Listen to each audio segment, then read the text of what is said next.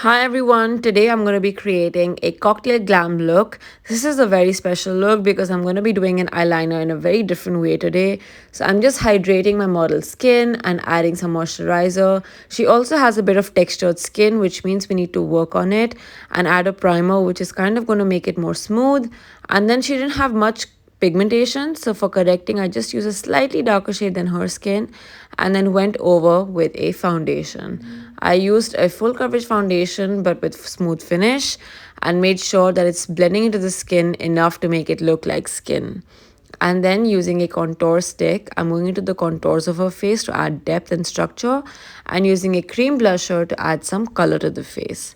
And I kind of contoured the lips a little bit already so that it gives more shape to the face as I'm working on it. For the eyes, I just added a nice amount of eye base and then started blending some powder onto it. I actually used a compact as my transition shade this time and then went in with burnt brown and oranges on the corners. I wanted to keep the front of the eyes very empty so that we can just work on it without color. And then using an olive green, I started working on the corners of her eyes, just the outer corners, and then using a very sharp brush, I started drawing the eyeliner. I took the eyeliner upward and then started, as I was bringing the wing back, I started blending it a little bit. So this blend really just made the effect of a wing liner, but without the harshness of taking it all the way front.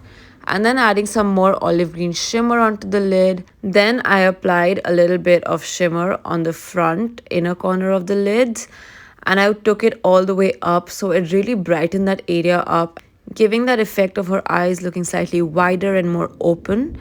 And then I just worked on a little bit of kajal and a little bit of eyeshadow under her lash line, and then working on the eyebrows just to give finishing. Nothing too stark because she already had fairly shapely eyebrows. Finishing the contour, the blusher with powder this time that I'd already done with cream. But to give that complete effect, we need to top it up a little bit. And then I gave her this ombre effect on the lips. It wasn't entirely ombre, I just outlined with a dark brown and filled in with a very neutral shade, which actually gave her lips this very subtle yet very interesting sensual effect, which I think does a really good job for glam makeup look, especially if the garment is not an Indian garment. So you want to make sure that your makeup matches with the garment and gives that effect so that it all blends well together to create that full look.